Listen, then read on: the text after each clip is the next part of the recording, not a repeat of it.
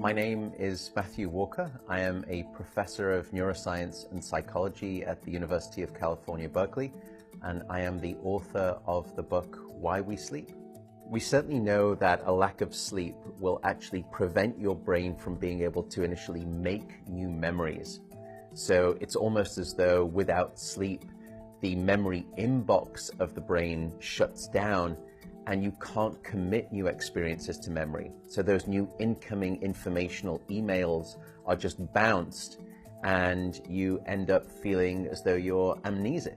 You can't essentially make and create those new memories. We also know that a lack of sleep will lead to an increased development of a toxic protein in the brain that is called beta amyloid, and that is associated with Alzheimer's disease, because it is during deep sleep at night when a sewage system within the brain actually kicks into high gear and it starts to wash away this toxic protein, beta amyloid. So if you're not getting enough sleep each and every night, more of that Alzheimer's related protein will build up.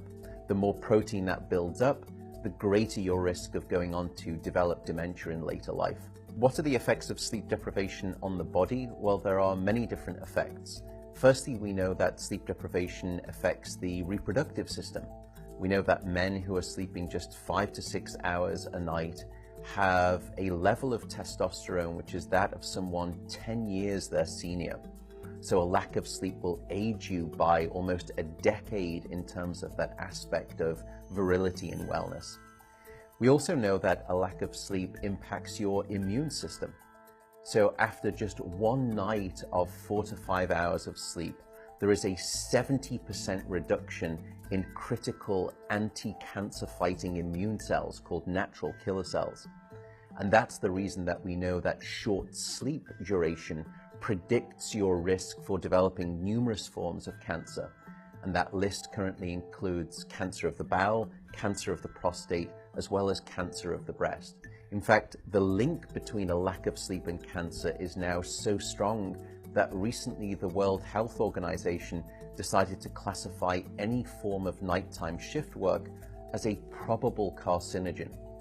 So in other words, jobs that may induce cancer because of a disruption of your sleep-wake rhythms. We also know that a lack of sleep impacts your cardiovascular system, because it is during deep sleep at night that you receive this most wonderful form of effectively blood pressure medication.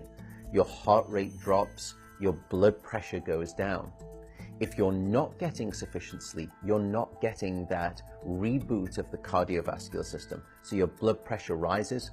You have, if you're getting 6 hours of sleep or less, a 200% increased risk of having a fatal heart attack or a stroke in your lifetime. There is a global experiment that is performed on 1.6 billion people twice a year, and it's called daylight savings time. And we know that in the spring, when we lose 1 hour of sleep, we see a subsequent 24% increase in heart attacks the following day. Another question perhaps is, what is the recycle rate of a human being? How long can we actually last without sleep before we start to see declines in your brain function or even impairments within your body? And the answer seems to be about 16 hours of wakefulness. Once you get past 16 hours of being awake, that's when we start to see mental deterioration and physiological deterioration in the body. We know that after you've been awake for 19 or 20 hours, your mental capacity is so impaired that you would be as deficient as someone who is legally drunk behind the wheel of a car.